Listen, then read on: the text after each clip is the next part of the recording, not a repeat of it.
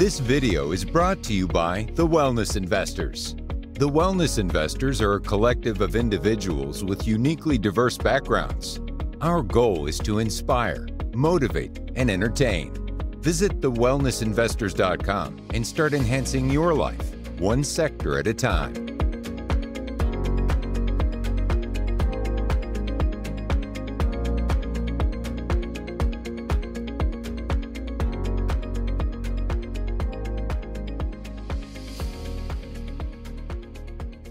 Hello, team. Welcome back. This is the second podcast in the leadership series. I'm Whack. Some know me as Jason. Some know me as Whack. Some know me as both. So I don't care what you call me, just as long as you're calling. Now, this time I'm solo this week, so it's going to be a little different format. Chad's focusing on his mental health content. I think he has one out about anger already. So if that's something that interests you, please check it out. And I'm here in the barn talking to myself, which isn't that unusual for me. Probably more comfortable that way. But I'm going to imagine that you're all here with me. So I'm going to keep it short and sweet and simple, which is actually probably a really good description of myself as well. So, did you decide? Had you decided already? Maybe that's why you clicked on it to begin with. You already decided that you wanted to become better. And if you're not committed yet, no worries. You can choose at any moment in time, just like anything else. If you want to quit smoking or eat healthy or exercise or learn a new hobby, you can decide at any moment. It doesn't have to be January 1st. It can be February 22nd at 6 p.m. Another thing you could spend your time on is investing in yourself. And that's what we're trying to do here. So anytime you can learn a new skill or a new trade that you can exchange for money or some benefit, then that's an investment in you. And, that could be something practical or crafty.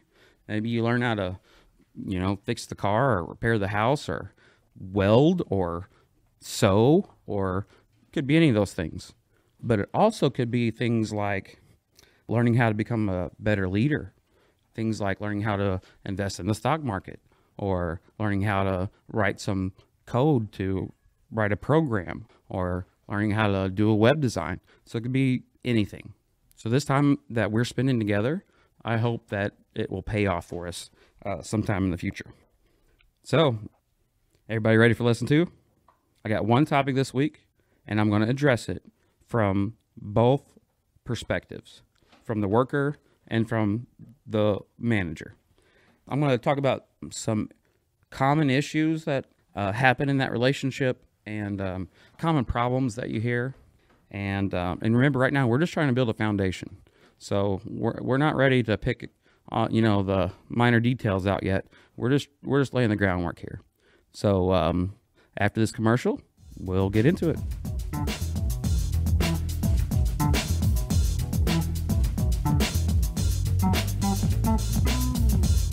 Hey, this is Chad from the barn, and this video is brought to you by Reynolds Landscaping and Lawn Care. Contact Shane Reynolds at 573-516-2387 today for a free bid and to schedule your projects. Retaining walls, paving stone patios and walkways, fire pits, mulch, rock, flower beds, install drains, cutting yards, and more. Contact Shane Reynolds at Reynolds Landscaping and Lawn Care at 573-516-2387 for a free bid and to schedule your projects.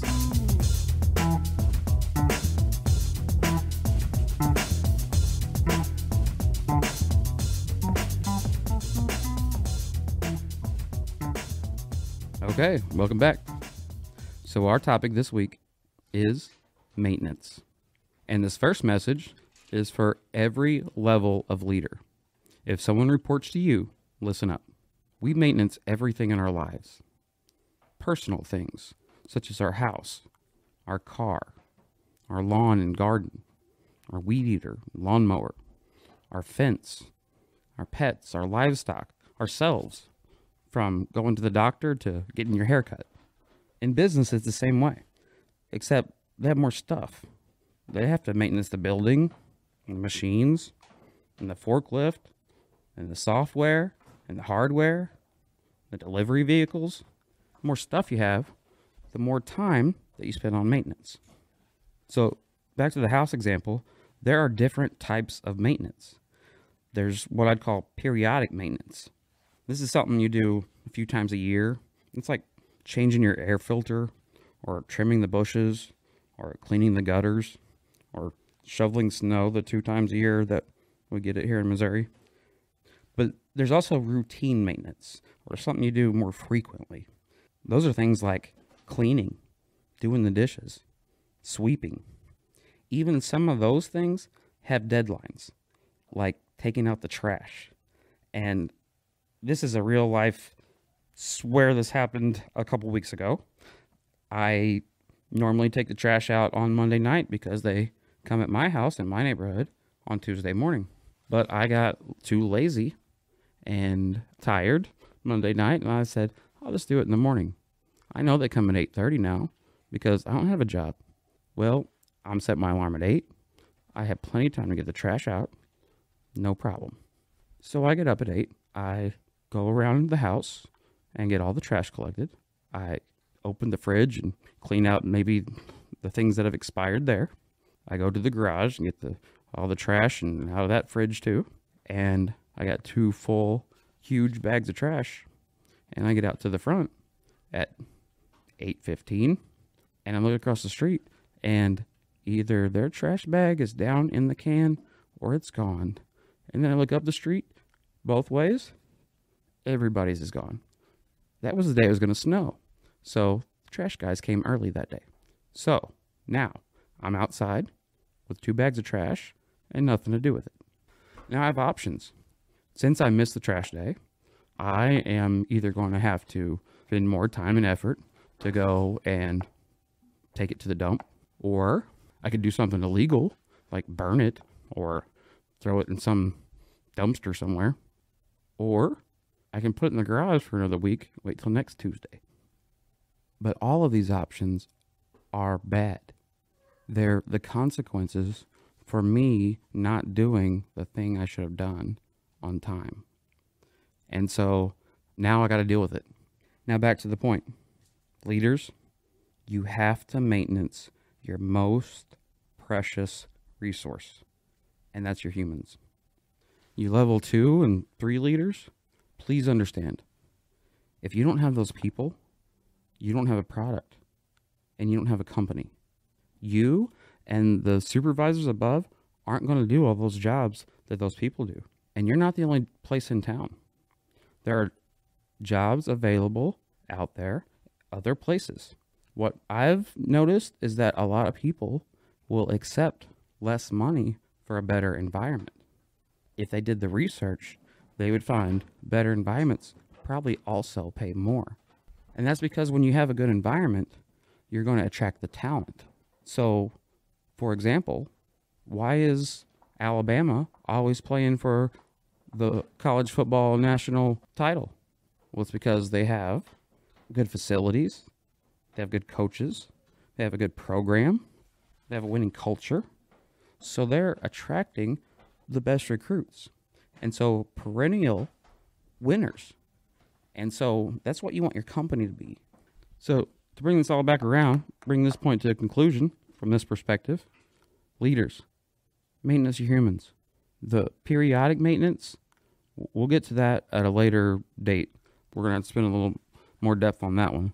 But let's start the routine maintenance today. There's simple things that you can do that don't take much time. Now, there are things like please, thank you, to ask instead of demand, to greet your people every day, to communicate. You know, when you don't communicate, they make up all those answers and reasons in their own mind. Sometimes they might be close, sometimes they're way off. So, you know, when somebody doesn't know, they think, well, the only logical reason that performed this behavior was because of this, of course, and then that becomes their reality. So communicate. Care. And caring can be as simple as, you know, when somebody's having a bad day, pull them aside and say, hey, You okay? You're not acting like yourself. Is there anything I can do to help you? You want to talk about something? Is there a problem at work? Simple things. Another simple thing to show some appreciation is bring in donuts on a Friday. Buy them lunch.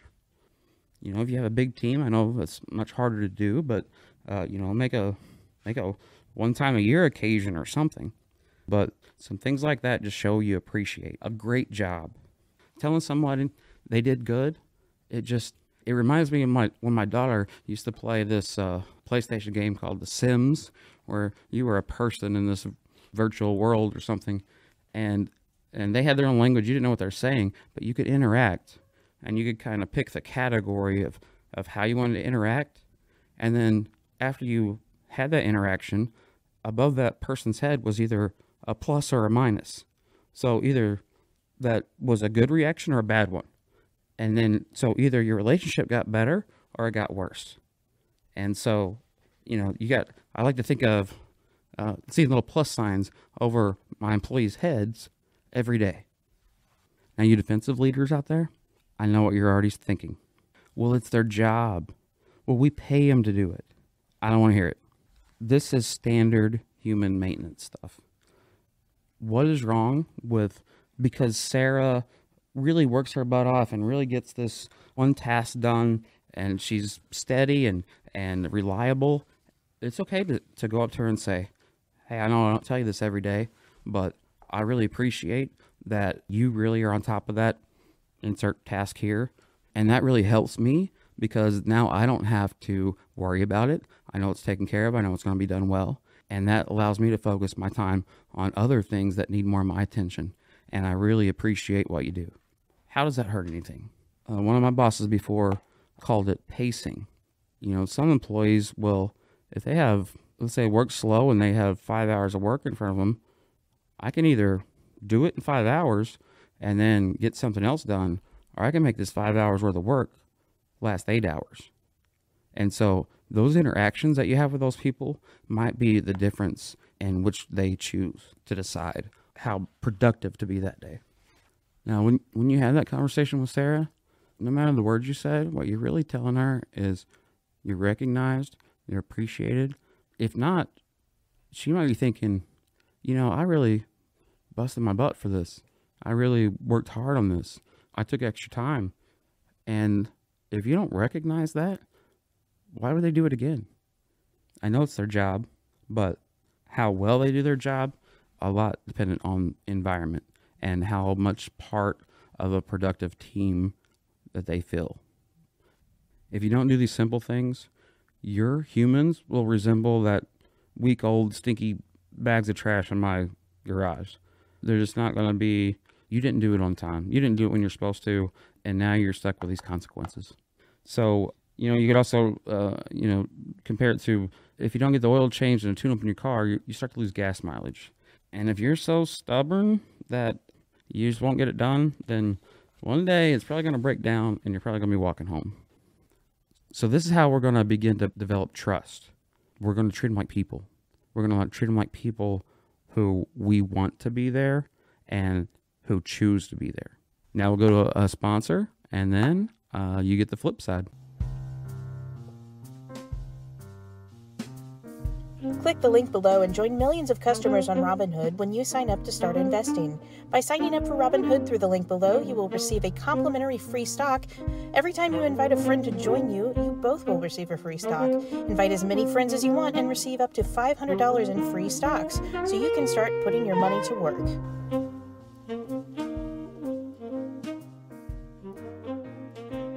Okay, welcome back. Thank you to our sponsors. Now, this message is going to be from another perspective. So, to those who report up to someone, and like I said, I've been on both sides of this. I see it from both perspectives. So, most of us, at one point in our lives, had said something along the lines of, my boss doesn't do anything, they make so much more money than me, and they can't even do my job. Anybody guilty? My hand's in the air, literally. I've been there, done that, said that. And then I've also been on the other side. And I want you to know you're 100% correct. The boss can't do your job as well. And you're right. But I also should tell you this. You might want to keep that to yourself. If the boss could do your job, they don't need you. So you got to think this through. I could go raise hell about it, and maybe I get the attention of my boss's boss. And my boss's boss says, you know what, you're right. So why don't you start training your boss to do your job so he does it correctly, and then we can get rid of you and save money. So you're right. You are better at what you do than who you report to, but we need you. That's why we have you. A good leader is going to supplement his or her weaknesses with good team members that may have strengths in those areas, or something to make us a better, well-rounded team. Everyone should have a role. And I want you to be the best at your role. I will help you be better than me at it. I hope that you're better than me at it.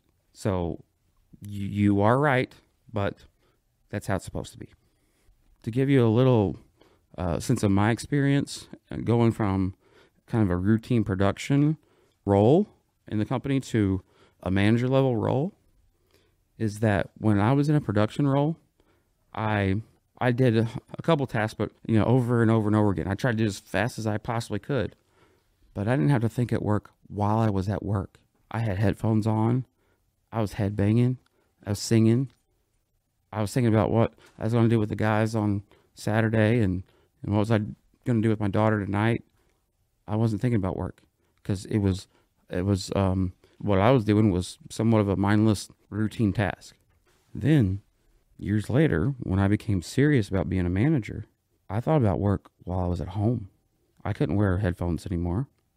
There was constant pulls for my attention. When a production worker, takes a week vacation, many times somebody fills in for them and does their work.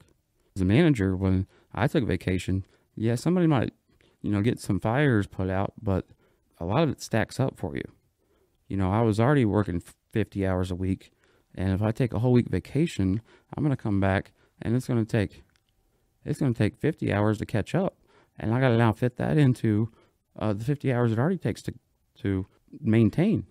So it's going to be 70 hours the next couple weeks, so that I can get back to where I was before vacation. For years, I rarely took a whole week off because it almost wasn't worth it. There were times that even when I was on vacation, I'd be standing on hole 7 with a driver in my hand when the phone rings. And the phone is an emergency for an employee that's in another state that needed help with something. And I'm sitting there talking to them, trying to get them, through their issue, and I look up and my friend's already finished the hole. There's somebody behind me waiting to tee off. I just had to, forfeit that one. But it takes your time. It takes to be good at it in a very busy and growing company. It takes a lot of your time. I would say that most of my thoughts for the last 15 years were for my company, for my career, because I had to think about it all day at work. I'd come home and I'd go back over things that happened, meetings. How did that presentation go? Yeah, I should have said this. I wonder what that person thought. Just replay it over and over. I'm going to have to do this better next time. I'm a very tough critic of myself, and that might go on for a little while. And then I got some things I had to do, but I was at meetings all day, so I didn't actually get to work on them while I was at work. So I'm going to do it at home, and I had to miss my daughter's event or game because we had a big thing that I had to be at work, and I was on a Saturday, and I was asking my employees to come in, so I have to be there too. So it's not always fun.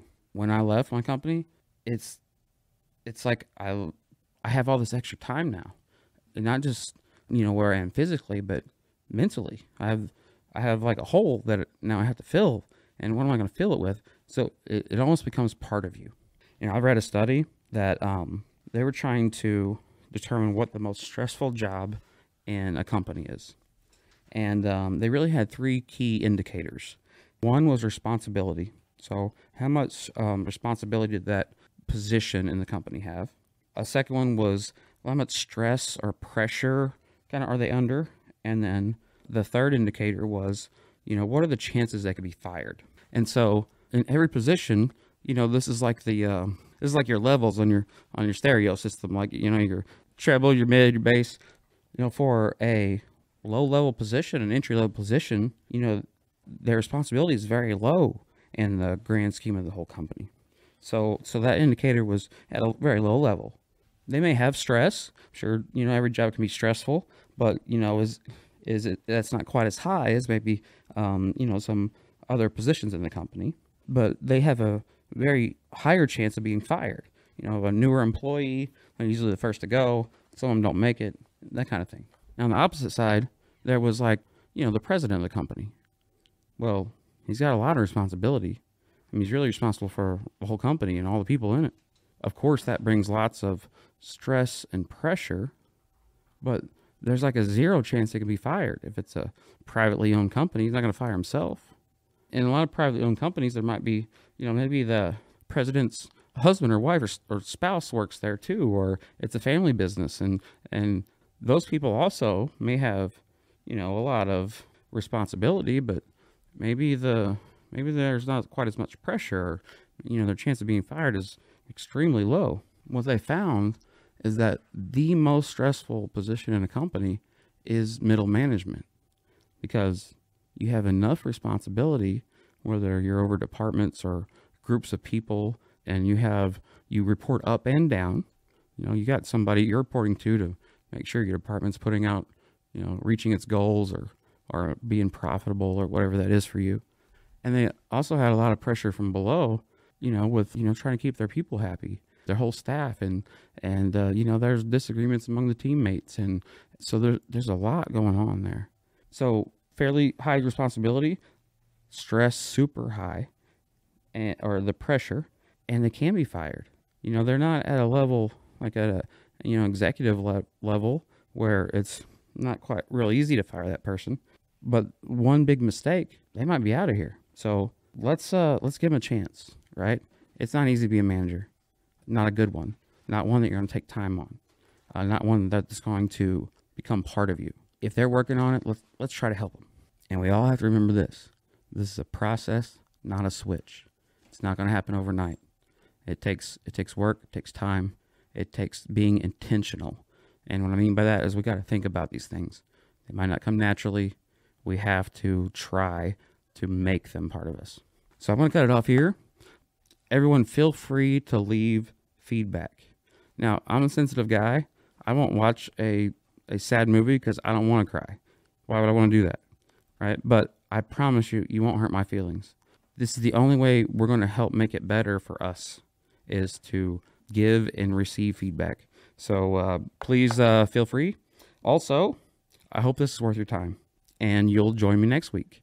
Also, if you have content that you would like us to go over, or you'd like me to look into or address at some point, we'll take that. I do have a start of an outline together, so it might not be something I can do in a week or two, but that can fit into the scheme somehow.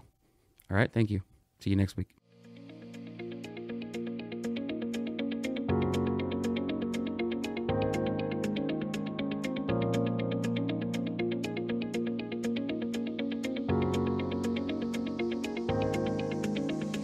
This video is brought to you by the Wellness Investors.